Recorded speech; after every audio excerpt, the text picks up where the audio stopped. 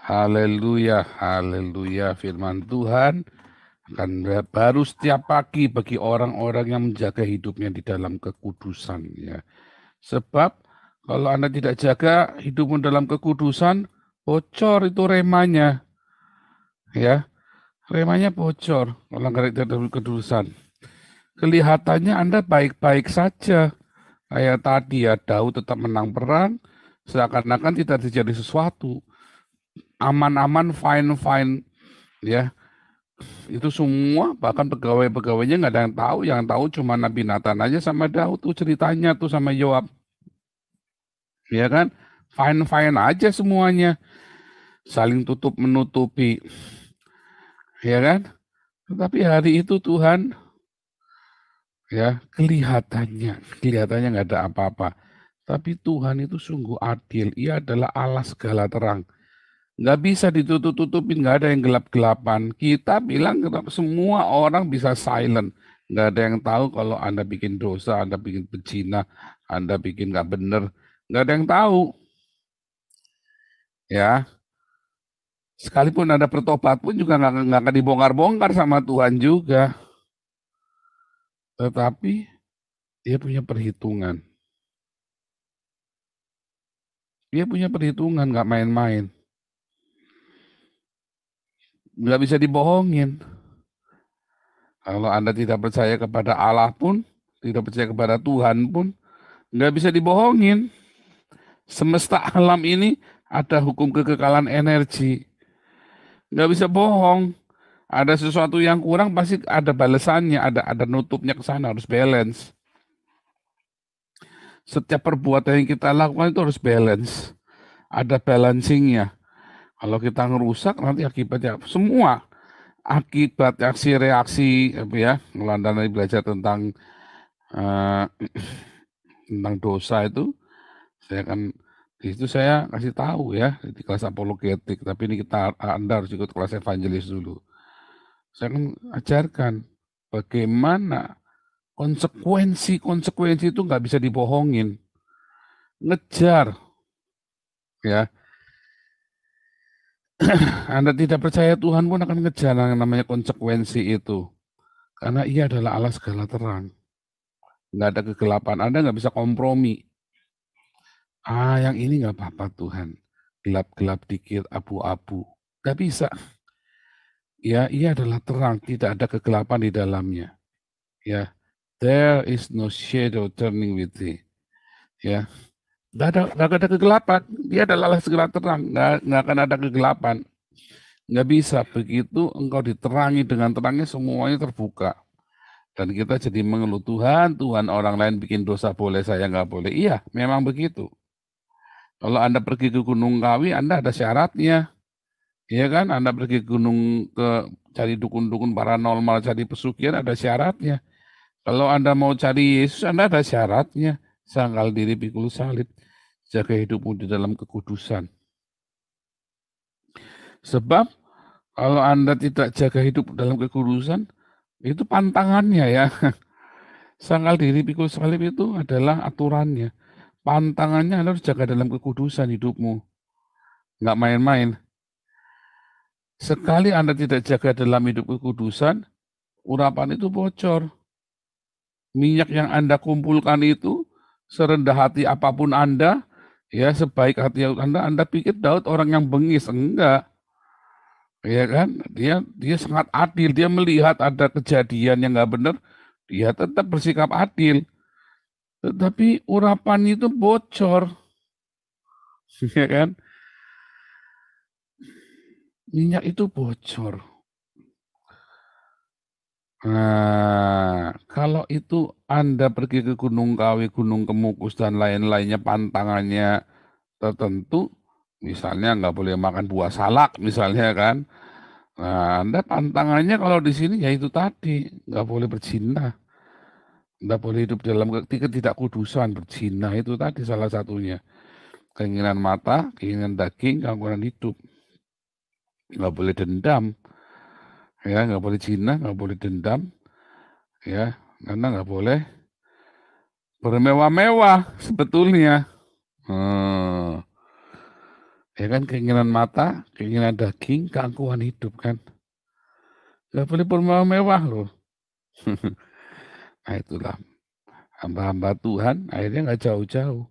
Hidupnya bermewah-mewah, akhirnya berzina, akhirnya itu tadi ya, saling balas.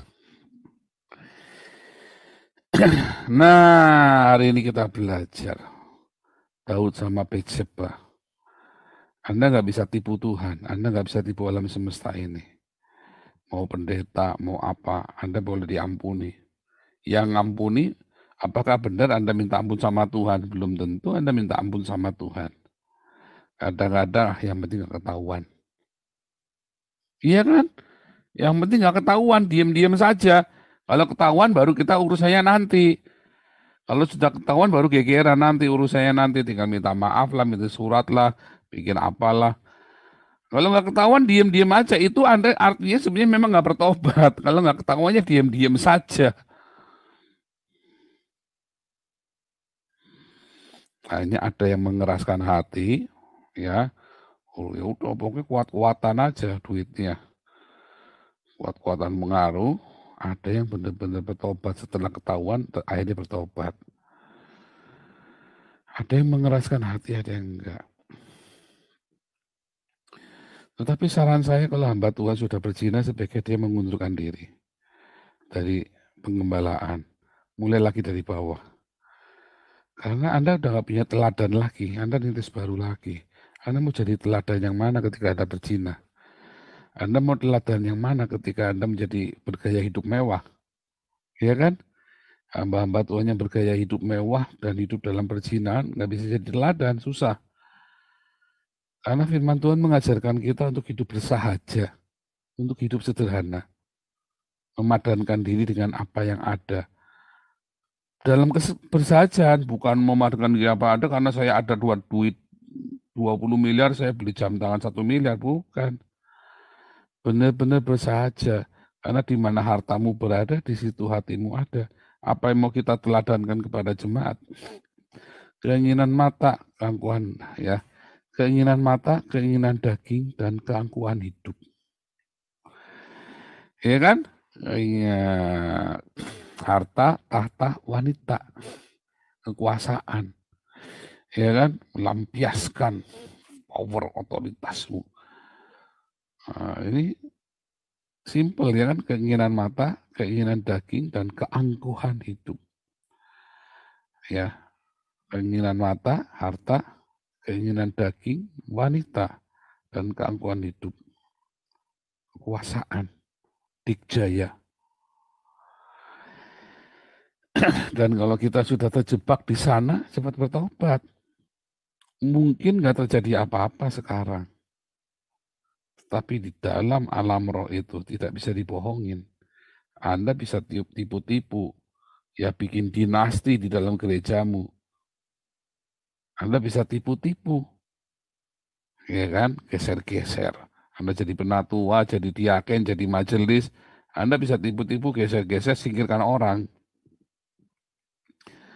Kalau di Damaris nggak saya izinkan ya. Begitu saya sudah mencium intrik-intrik begitu, pokoknya enggak aja pokoknya, ya kan. Nah, saya harus menjadi teladan, saya pun tidak mau berintrik. Ya, enggak, pokoknya. Jelas, clear. Maunya saya apa, clear. Saya ajari untuk tidak berintrik. Kalau Anda yang suka berintrik, yakin sama segala macam, ya nggak tahan sama saya, karena saya nggak suka berintrik. Iya, enggak. Karena saya belajar itu puluhan tahun ya, tentang integritas, kredibilitas, kapabilitas. Iya, enggak. Ya jangan berintrik, jangan muter-muter, puyeng. Bikin puyeng orang tebak-tebakan, tebak kancing. Maunya apa nih? Nah, demikian juga dengan kita, dalam kehidupan kita. Jangan. Orang yang berintrik itu ada gray area dalam hidupnya. Dia harus kompromi dengan beberapa hal. Enggak, Tuhan enggak ajari kita untuk seperti itu. Ya, enggak berintrik, itu kan tadi kan ngomongnya sama Yoab ya, nanti begini ya, nanti saut-sautannya begini. Wah, kalau udah begitu-begituan mah udah ada lewat yang jangan dah. Pokoknya iya, enggak, gitu saja. Nah, orang-orang yang menyimpan dosa juga biasanya berintrik akhirnya ya. Karena dia harus sembunyikan dosanya itu kan. Orang yang menyimpan dosa dalam hidupnya, dosa apapun, dosa keuangan kah, dosa perzinahan kah, atau dia karena harus tutupin ya. Kebohongan demi kebohongan akan terjadi. Apalagi kalau ceritanya perzinahan, paling malu untuk diakuin. Nggak mau ngaku. Lalu akhirnya kalau sudah nggak mau ngaku, keras-kerasan, bandel-bandelan. Ya tanpa sadar kemudian kita merusak jemaat Tuhan di situ. Saya nggak cerita transfer spirit, saya nggak percaya transfer spirit. Nggak ada transfer spirit itu. Ya, nggak ada yang seperti itu. Tetapi saya lagi cerita bahwa kalau Anda seorang pemimpin, maka jemaatmu yang nanggung kalau kita tutupi dosa itu. Kalau kita seorang pemimpin, kalau kita seorang ayah, seorang kepala keluarga, istri dan anak-anak kita yang nanggung. Ya, menanggung malunya, menanggung semua. Karena dosa perzinahan itu sama dengan penyembahan berhala, kutuknya sampai 3-4 turunan. Iya kan? Nah, bertobat, harus bertobat. Jangan ditutupi. Cepetan diakui, cepetan selesaiin. Supaya putus di situ. Kalau tidak diselesaikan, panjang nanti urusannya. Jadi Anda segera bertobat, ya. Saya tidak berkata kalau Anda yang sudah berzina terus ngomong saya sudah berzina, wah ya bisa pusing juga. Pernah ya itu di saya dengar cerita itu ada satu retreat para pria, kemudian dikasih tahu kamu harus ngaku dosa sama istrimu kalau kamu sudah berzina. Dia sudah menikah ya 20 tahun lebih nggak pernah berzina, istrinya sangat percaya sama dia. Dan kemudian hari itu dia ditantang untuk mengakui dosanya kepada istrinya kalau dia berzina. Terus dia ngaku, istrinya langsung bunuh diri. Bunuh diri beneran ya. Nggak nyangka suaminya berzina, nyelingkuhi dia. Dia nggak sanggup karena suami itu segalanya buat dia. Nah itu juga harus hati-hati. Yang dimaksud nggak begitu ya, itu harus hati-hati. Menyampaikan seperti itu mesti pelan-pelan ya, mesti pelan-pelan. Anda mengaku sama Tuhan dan jangan lakukan lagi. Oh, yang penting nggak ketahuan. Nggak begitu juga, hati-hati. Tapi alangkah bagusnya kalau kita mengaku. Ya kalau kita saling mengaku dosa kita. 1 Yohanes 1 ayat 9 yang tolong dibuka yang. Bagusnya kalau kita mengaku. Tapi dengan konseling. Kalau dosa perzinahan itu hati-hati. Sebab kalau Anda tidak dikonseling istrimu tidak siap, wah ribet itu nanti. Ya. Kalau Anda punya salah sama sahabatmu, akui kesalahan itu. Jangan ditutup-tutupin, tidak karu-karuan. Karena satu kesalahan akan menghasilkan kesalahan yang lain. Dan akhirnya Anda nggak bisa balik, susah baliknya gimana, mau menyelesaikannya dari mana. Atau Anda tetap nekat mau selesaikan dengan bayaran yang sangat mahal. Beresin, cepetan. Saya mah kalau ada apa-apa saya cepet beres-beresin. Nggak pakai lama. Sakit, ya sakit, nggak apa-apa. Tapi kalau kita segera mengaku dosa kita dan tetap hidup dalam terang, ia setia dan adil. Ya, memang kita akan menuai, tapi kan kita nuainya sama Tuhan. Kalau Anda simpen sendiri, diem-dieman, ya Anda menuainya sendirian. Kutuk itu Anda tanggung sendirian. Oh repot, hati-hati.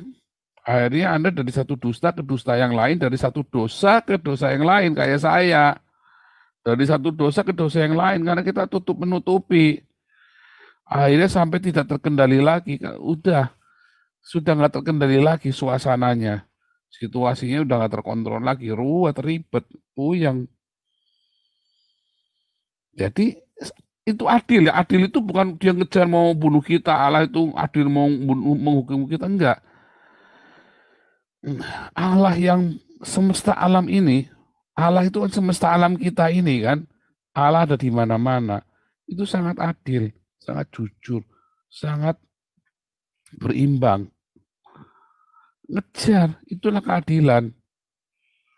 Orang Buddha bilang karma, orang kita bilang siapa menabur dia menuai. Hukum alam, kita pasti akan menuai yang kita tabur. Hanya Anda menuai sendirian apa sama Tuhan, udah gitu saja. Di dalam masa 4 tahun saya kesesakan, ya 1 tahun pertama, 2 tahun pertama, saya menuai sendirian. 3 tahun pertama, sorry ya, 3 tahun pertama saya menuai sendirian. Yang saya tabur. Bodoh. Setelah saya ngerti, saya cepat beresin. Maka tahun keempat saya menuai bersama Tuhan. Lebih berat tetapi luar biasa. Semua batu sandungan itu menjadi batu lompatan buat saya naik. Sakit memang. Akui dosa kita sakit. Memalukan iya. Tetapi kalau kita mengaku dosa kita dengan jujur, jangan ditutup-tutupin. Ia setia dan adil. Ia akan ampuni dosa kita dan menyucikan kita. Ya, kelihatannya Daud baik-baik saja. Dia masih bikin baik, masih pelayanan, masih penginjilan, masih khotbah, ya. Tetapi udah rongsok di dalamnya, udah hancur semua. Onderdilnya udah nggak karu-karuan. Onderdil rohaninya, onderdil rohaninya udah rontok semua. Hati-hati ya. Dan kalau orang sudah mengerti kebenaran, ya, dan dia masih melakukannya, oh, dituntut lebih banyak. Barang siapa tahu banyak akan dituntut lebih banyak. Ayatnya ada di mana? Barang siapa tahu banyak akan dituntut lebih banyak. Barang siapa tahu banyak akan dituntut lebih banyak. Ada di, tolong bukain Lukas 12 ayat 48. Ya, Lukas 12 ayat 48. Tahu banyak akan dituntut lebih banyak lagi. Ya, hati-hati. Nah, gitu ya. Jadi hati-hati Anda. Kalau kita sudah tahu banyak, sudah tahu kebenaran, terus kita masih mau nekat, hati-hati. Dituntut lebih banyak. Orang lain nggak apa-apa, kita apa-apa. Saya tanya Tuhan, kenapa Tuhan saya nggak boleh? Iya, karena kau yang sudah diurapi oleh Tuhan. Kamu hidup oleh keberuntungan dariku. Ya, kamu beruntung. Sebagian besar hidup saya, semua pencapaian saya itu karena keberuntungan. Ya, karena keberuntungan dari surga, karena saya hidup di dalam urapan Tuhan, di dalam pengurapan itu. Sehingga saya kerjakan semua kotoran-kotoran itu bisa jadi emas. Tetapi begitu saya langgar kekudusan, emas yang saya pegang jadi kotoran. Itu terjadi, ya, sampai kita mau datang sama Tuhan. Iya Tuhan, datang sama Tuhan itu bukan cuma datang berdoa, Anda berlutut, nangis-nangis, bukan. Artinya ketika Anda harus menuai, Anda siap. Aku nuai sama Tuhan. Dihina, dimaki-maki, Anda dipermalukan, ya, hal yang terburuk sekalipun terima, jangan balas. Itu kesempatan kita untuk menuai bersama Tuhan Yesus. Caranya apa? Jangan balas. Kalau Anda balas ya Anda nggak menuai sama Kristus, Anda nuai sama iblis. Nuai dengan dagingmu. Jangan, nanti tambah ruwet lagi. Kalau Anda menuai bersama Tuhan Yesus artinya jangan balas. Sangkal diri, itu kesempatan. Karena semua pencobaan-pencobaan yang kita alami kan hasil dari ulahnya kita sendiri. Nah, artinya jangan balas. Itu kesempatan. Sudah masuk terlanjur dalam pencobaan. Kesempatan buat praktek sangkal diri, pikul salib, mengasihi, mengampuni, memberkati. Udah, selesai. Nanti akan lebih ringan hidup kita. Nanti kita selamat sampai tujuan. Nanti Tuhan akan, Dia yang setia dan adil, Dia akan mengampuni dosa kita dan menyucikan kita dari segala kejahatan kita. Ya,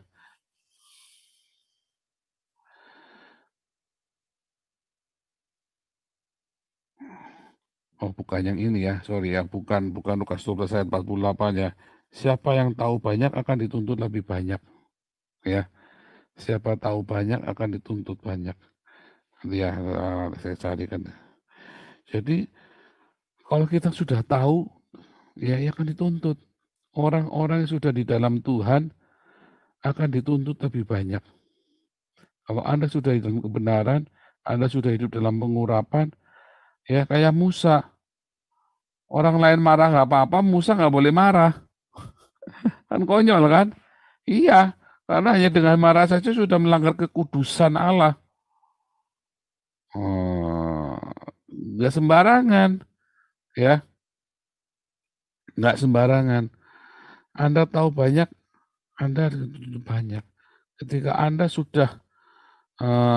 Anda sudah mengerti satu kebenaran, dan Anda sudah hidup dan memperoleh keberuntungan dari kebenaran yang Anda yakini itu, ya,